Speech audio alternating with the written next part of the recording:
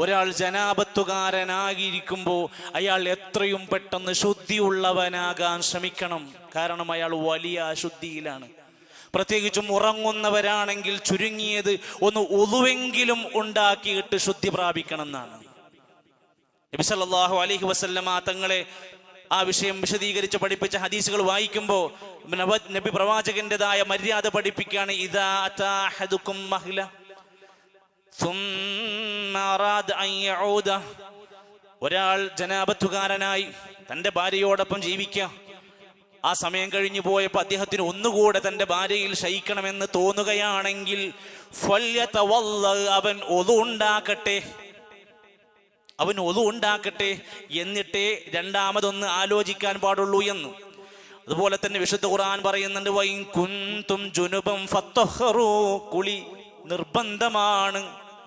വെള്ളിയാഴ്ച നമ്മൾ കുളിച്ചു, അതുപോലെ വഇൻ കുൻതും അലാ ജുനുബൻ, ജനാപത്തുകാരനാണെങ്കിൽ ഫത്തഹറു, അവർ ശുദ്ധിയാകട്ടെ, കുളിക്കട്ടെ. ഖുർആന്റെ കൽപ്പനയാണ്, ഖുർആനിലാണ് ഈ ആയത്ത് പറയുന്നത്. ഉറങ്ങുന്നതിന്റെ മുമ്പുള്ള കാര്യത്തിൽ പ്രവാചകന്റെ മര്യാദ പഠിപ്പിക്കണം. റുബ്ബമാ ഇഗ്തസല ഫനാമ, ജനാപത്തുകാരനായാൽ നബി തങ്ങൾ ചിലപ്പോൾ കുളിച്ചുകൊണ്ടാണ് ഉറങ്ങാറുള്ളത്.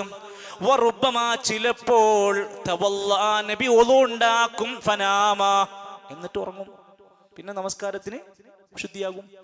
അപ്പൊ ഇതെങ്കിലും നമ്മളൊരു മര്യാദയായി മനസ്സിലാക്കുക. ധൃതി കാണിക്കേണ്ടത് കുളിക്കാനാവണം. നമ്മുടെ വീടുകളിൽ, റൂമുകളിൽ അത്തരം സംവിധാനങ്ങൾ, വൃത്തിയും ശുദ്ധിയും ഒക്കെ സൂക്ഷിക്കാനും നമ്മൾ ആലോചിക്കണം.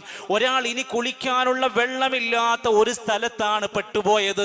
പക്ഷെ അയാൾ ഒരു ജനാപത്തുകാരനായി യാത്രയിലോ മറ്റുമാണെങ്കിൽ അയാൾ തയമ്മം ചെയ്തിട്ടെങ്കിലും അതിൽ നിന്ന് ശുദ്ധിയാകണം.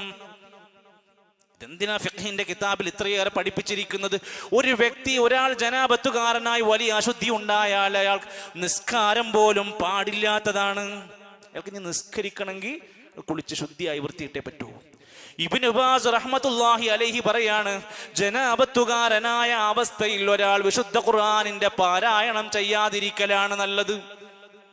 ഖുർആൻ ഏതായാലും ഖുർആൻ തൊട്ട് മറിക്കുന്നതൊക്കെ എന്തായാലും ഒഴിവാക്കണം. ചില ഫത്വകളിൽ പാരായണം ചെയ്യുന്നത് പോലും ഉപേക്ഷിക്കുന്നതാണ് നല്ലതെന്ന ഫത്വ ഇബ്നു ബാസ് റഹ്മത്തുള്ളാഹിന്റെ ചരിത്രത്തിലൊക്കെ വിശദീകരിക്കുന്നത് കാണാനുണ്ട് ഫത്വകളിൽ.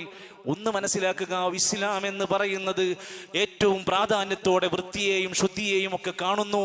അതിൻ്റെ മതവിധികൾ, ഫിഖ്ഹിയായ മസലകളൊക്കെ ഒന്ന് പഠിക്കുമ്പോഴാണ് നമ്മൾ നിത്യേന എന്നോണം ചെയ്യുന്ന കാര്യങ്ങളിലെ അബദ്ധങ്ങളും തെറ്റുകളും നമുക്ക് ബോധ്യപ്പെടുക.